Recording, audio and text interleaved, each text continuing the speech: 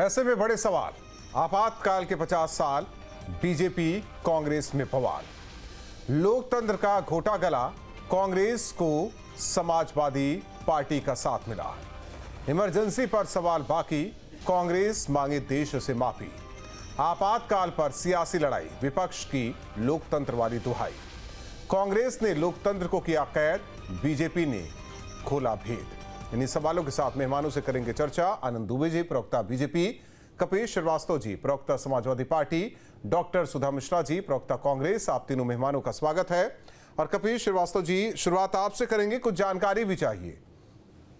पढ़ रहा था, ये कहा जा रहा था कि आपातकाल के दौरान कई समाजवादी नेता भी जेल में थे। जरा ये भी क्लियर कर दीजिए, क्योंकि मुलायम सिंह यादव यहाँ उत्तर प्रदेश में, बिहार में लालू प्रसाद यादव, ये सब भी उस वक्त जेल में थे क्या? नहीं, इसमें कहां दो रहा है। और किसने कहा है कि आपातकाल की प्रशंसा की है? कांग्रेस स्वयं नहीं करती है। इंदिरा जी ने स्वयं माफी मांगी थी और उसके लिए उन्हें जेल भी जाना पड़ा था, लेकिन उसके बाद उन्होंने सुधार किया, इस देश को इस लायक बनाया कि आज भारत विश्व गुरु बनने के कगार पे खड़ा है, जहां भाजपा उसको पीछे खींचे रही है। और आज तो अघोषित जो है वो आपातकाल चल रहा है। कम से कम घोषित चलता है तो समझ में भी आता है कि क्यों लगा है। ये तो अब आपातकाल अघोषित चल रहा है और मैं आपको इसका बकायदा प्रूफ दे सकता हूं। आप एक चीज देखिए, ये गोरखपुर की घटना है। देखिए बुलडोजर, और ये शीशा तोड़ा गया नेता प्रतिपक्ष, विधानसभा और विधान परिषद दोनों का, क्योंकि जो पांडे के हाथा में गिराया जा रहा है, अवैध तरीके से बिना नोटिस दिए व्यापारियों का उत्पीड़न किया जा रहा है, उनकी दुकानें तोड़ी जा रही हैं चौड़ीकरण के नाम पर बिना मुआवजा दिए। उसी के लिए हमारे ये दोनों नेता प्रतिपक्ष गए थे कि उनकी पीढ़ी की बातें सुन सके। लेकिन आज इमरजेंसी है कि नहीं है?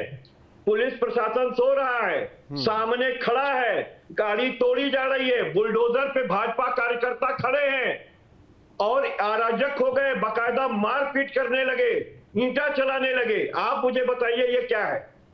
ये आपातकाल है कि नहीं है?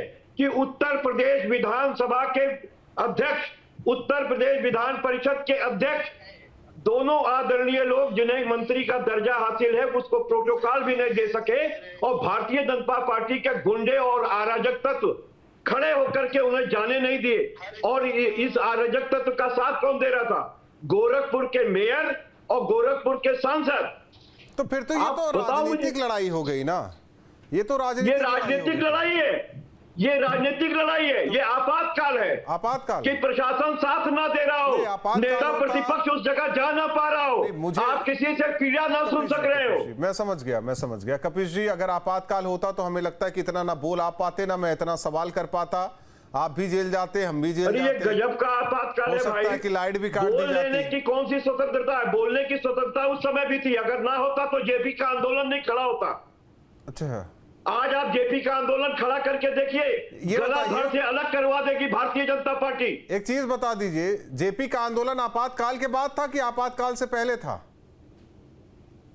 मैं तो आपको बार बार कह रहा हूं कि आपातकाल के साथ था, आपातकाल के विरुद्ध था। और आप मुझे बताइए, मुझे सिर्फ एक बात बता दीजिए, आज आप क्या है?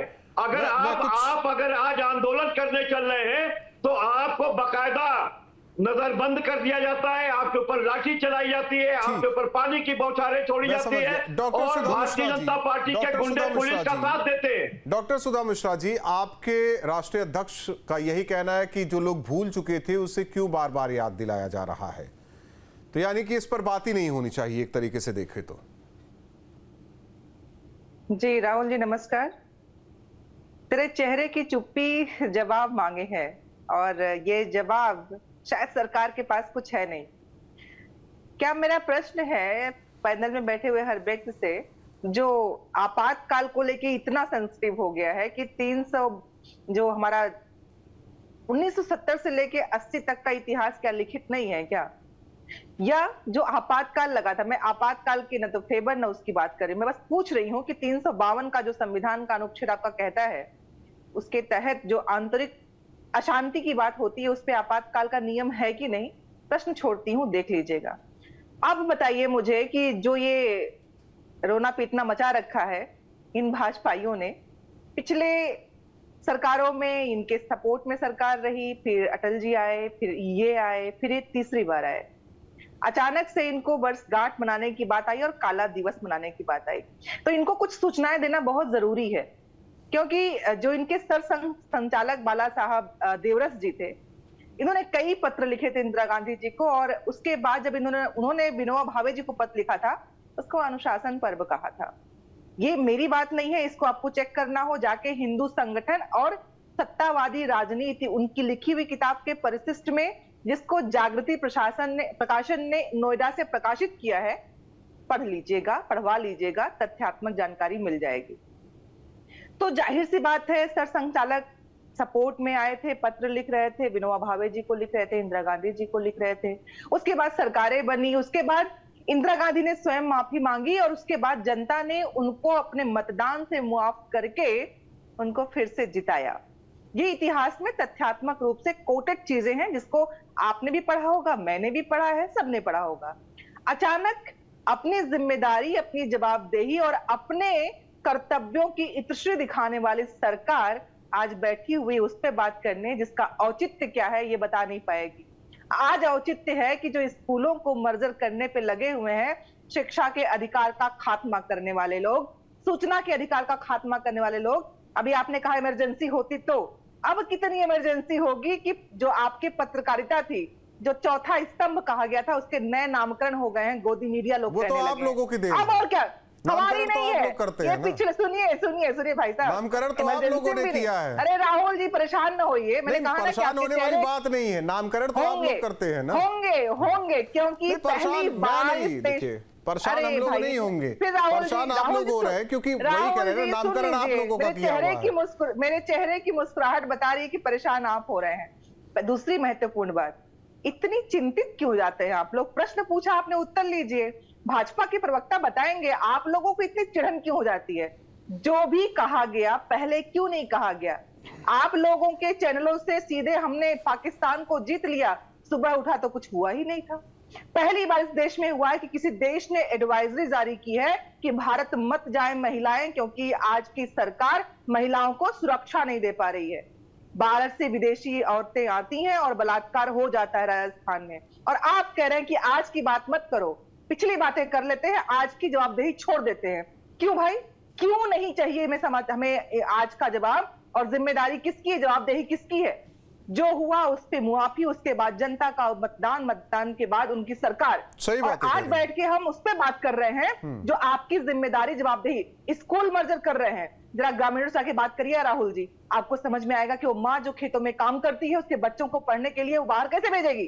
तो ये सरकार अपनी जिम्मेदारी और जवाबदेही से बचती है, इसलिए वो ऐसी चीजें करती है जिनका कोई औचित्य नहीं। सवाल इस बात का भी है ना कि ये वही कह रहे हैं कि आप तो कह दिए, देखिए क्या नामकरण हो गया मीडिया का भी। नहीं, क्यों नहीं कहूंगी, क्यों नहीं कहूंगी? मुझे नहीं अच्छा लगा, मुझे नहीं अच्छा लगा राहुल जी। मैं बता रहा हूँ, जब आपकी लाठी से, जब आपकी, मेरी बात सुनिए ना सुधा मिश्रा जी, डॉक्टर सुधा मिश्रा जी, मेरी बात तो सुनिए। आपकी लाठी से जब मार पड़ी हो समाजवादियों को, वो भूल के जब आपसे, आप लोगों से मुलाकात कर लेते हैं, तो कुछ भी हो सकता है इस देश में, कुछ भी हो सकता है।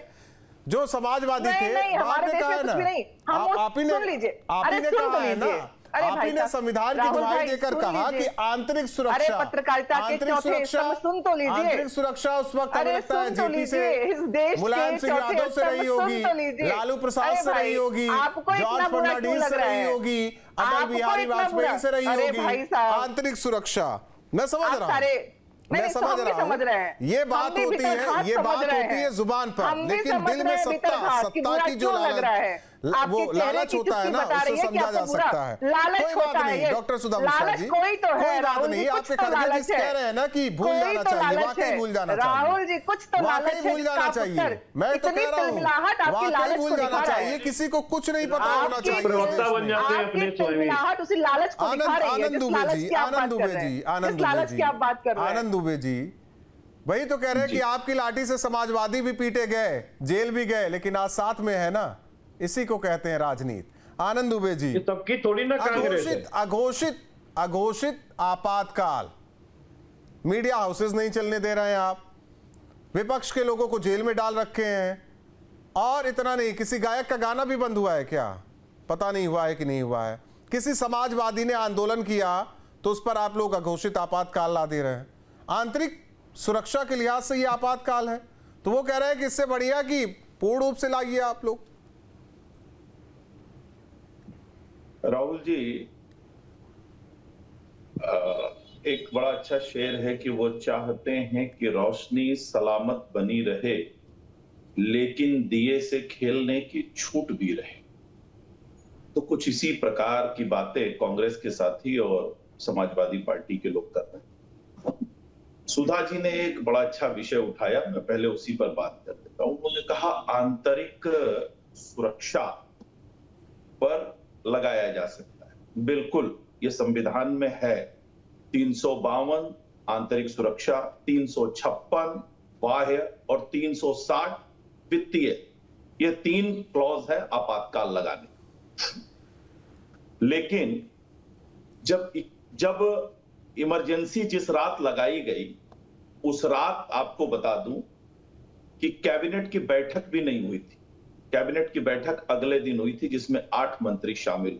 तो बिना कैबिनेट से पास कराए ही आपातकाल लगाया गया। ये इसके बाद जब आपातकाल लग गया और इंदिरा जी को पता लगा कि अब जब कोर्ट में मामला जाएगा तो फजीहत होनी है, तो उन्होंने 21 जुलाई 1975 को 38वां संविधान संशोधन किया और उसमें आर्टिकल 352 में एक क्लॉज जुड़वाया, इमरजेंसी लगाने के बाद क्लॉज जुड़वाया कि आशंका के आधार पर भी इमरजेंसी लगाई जा सकती। यह चाल चला और आगे आई। 39वां संविधान संशोधन 10 अगस्त 1975, उसको क्यों किया गया?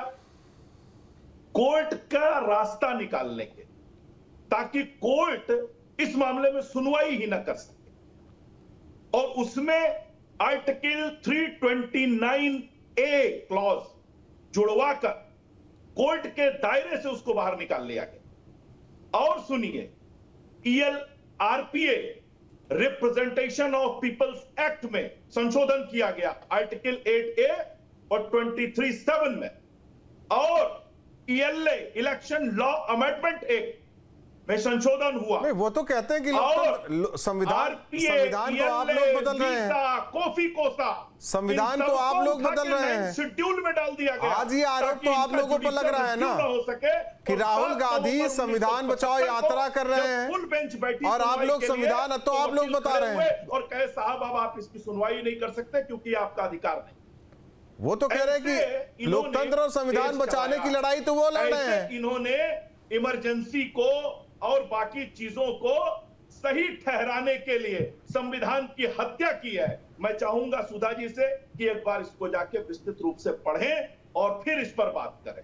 अब आइए, ये कह रहे हैं अरे साहब, कांग्रेस पार्टी ने ही एक सूची जारी की थी और कई पत्रकारों को मैं बोल सकती हूँ क्या बीच में? कहा था कि आप आते हैं डॉक्टर मैं बीच में नहीं पढ़ा रहे हैं भाई, हम पढ़ भी लेते हैं, पढ़ ही लेते हैं, अभी मंच पे यहीं पढ़ लेते हैं, डिबेट में आपसे बात नहीं करेंगे और बात में फिर सबसे बात भी करने लगे तो नहीं अभी हम तुरंत ही इसी वक्त कर लेते हैं हर उस जरूरी विषय को। हाँ डॉक्टर सुधा जी, आप तब तक सर्च कीजिए, सर्च कर लीजिए, मैं बोलता हूँ, ताकि उस पर चर्चा देता हूँ। मुझे सर्च करने की जरूरत नहीं है, मुझे सर्च करने की जरूरत नहीं है। हम झूठे तथ्यों पे बात नहीं करते हैं। ये सर्च करने वाले भाजपा के प्रवक्ता हूँ, उनसे सर्च कराइए, हमें कोई सर्च करने की जरूरत नहीं है। झूठ बोलने वाले लोग हैं। लोगों को जानकारी होनी चाहिए। अगर इलाहाबाद हाई कोर्ट फैसला न देता तो क्या वाकई आपातकाल लग सकता था क्या? हमें तो नहीं लगता।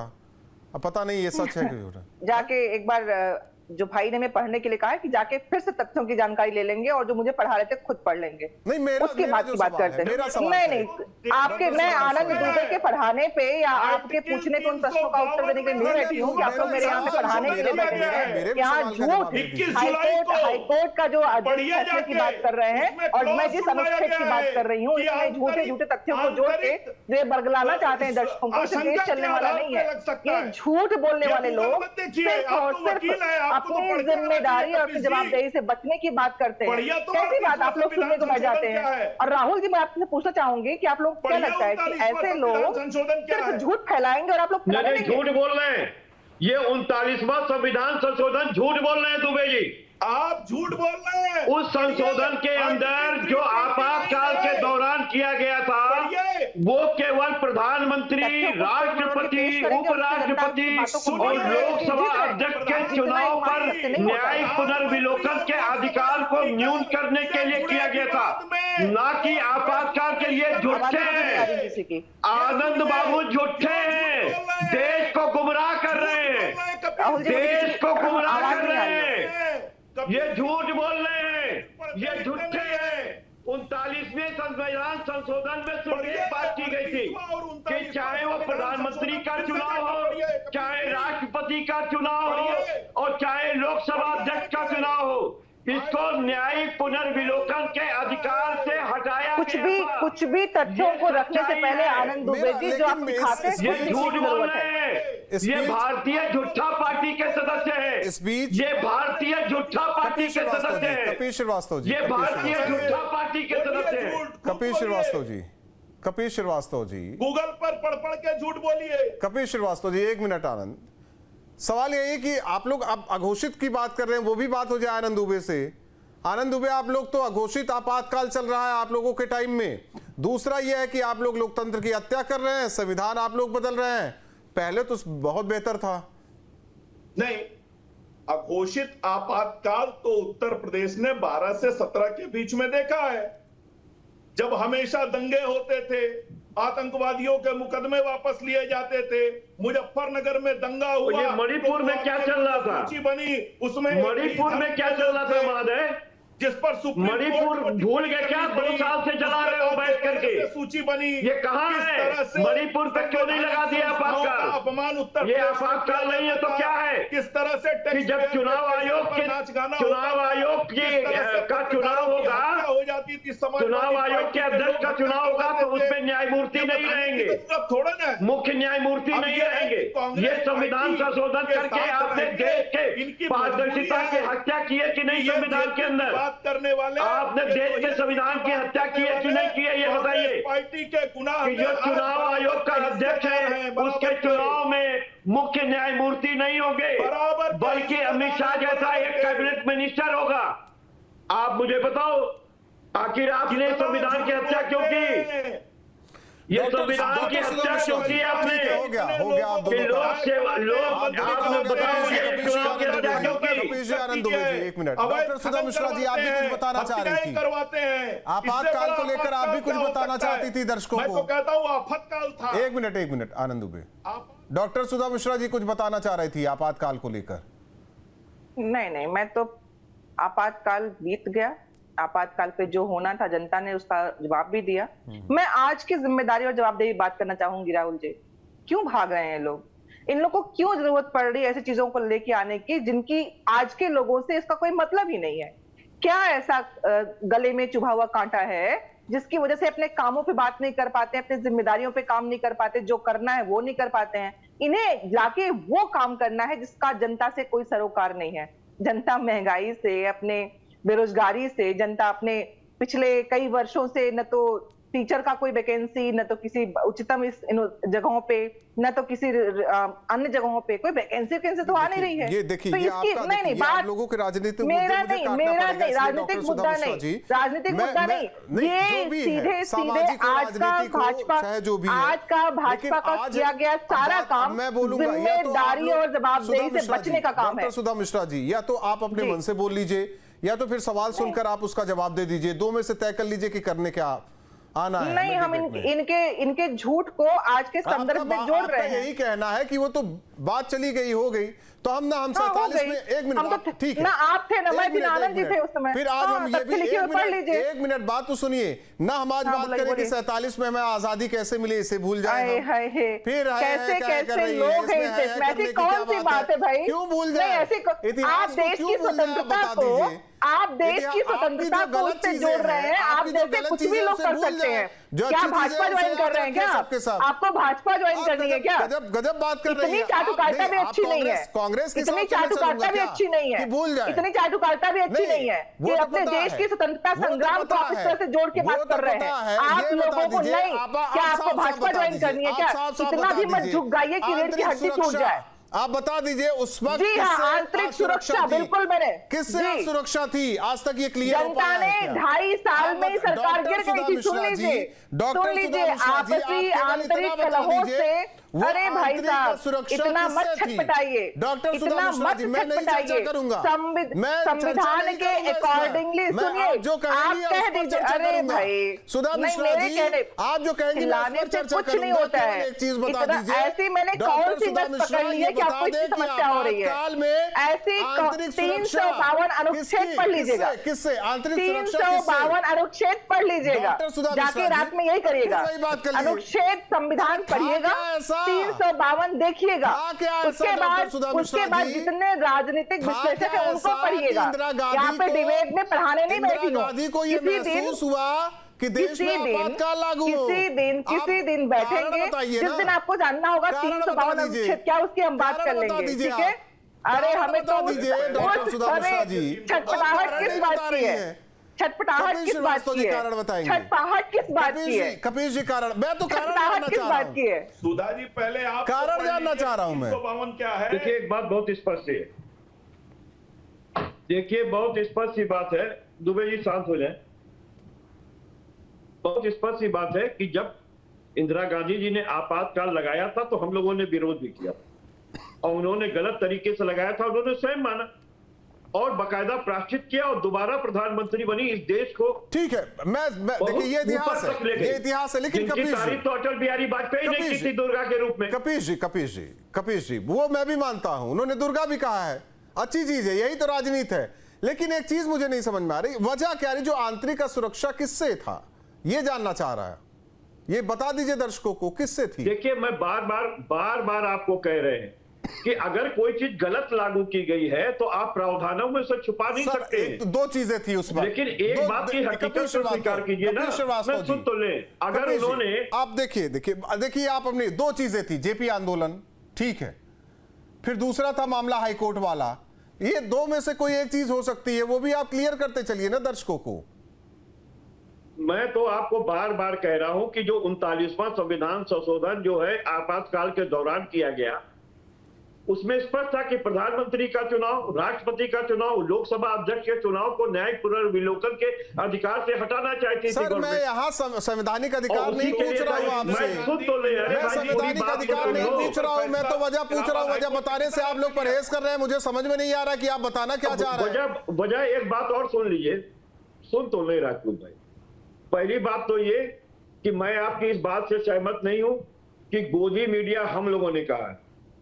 गोदी मीडिया अगर किसी ने कहा तो जनता ने कहा और उसका कारण बताती है, अगर आप सुन सके। फिर आ गए, मैं ना इधर की करूंगा, नहीं सुन तो लीजिए, खाता ना बही जो कपीश श्रीवास्तव कहे वही सही। आप कहां चले गए? चर्चा की शुरुआत इसी से हुई थी, फिर आ गए क्योंकि आप बताना नहीं चाहेंगे।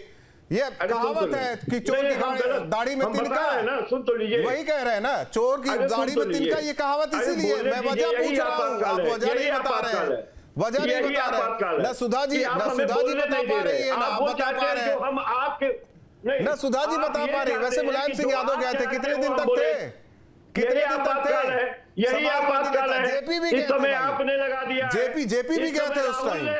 आप नहीं बता पाएंगे, बता नहीं पाएंगे आप, मुझे पता है। बहुत बहुत धन्यवाद आप तीनों मेहमानों का। कपिल जी थोड़ा पढ़ के आइए, वजह बताइए। डॉक्टर सुधा मिश्रा जी आप भी थोड़ा वजह बताती तो अच्छा लगता। जाहिर तौर पर 50 साल आपातकाल के, इसे लेकर राजनीति तो होनी है क्योंकि बीजेपी इसे संविधान हत्या दिवस के रूप में मना रही है। कांग्रेस कह रही है कि जो चीज भूल गए उसे भुला देना चाहिए। सवाल यह है कि क्यों भुला देना चाहिए? आपातकाल इस देश में कैसे लगा, इसे सभी को पता होना चाहिए। दो टूक में इतना ही।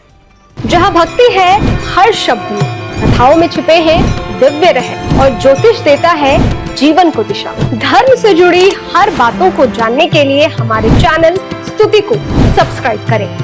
चैनल पर जाने के लिए इस लिंक पर क्लिक करें।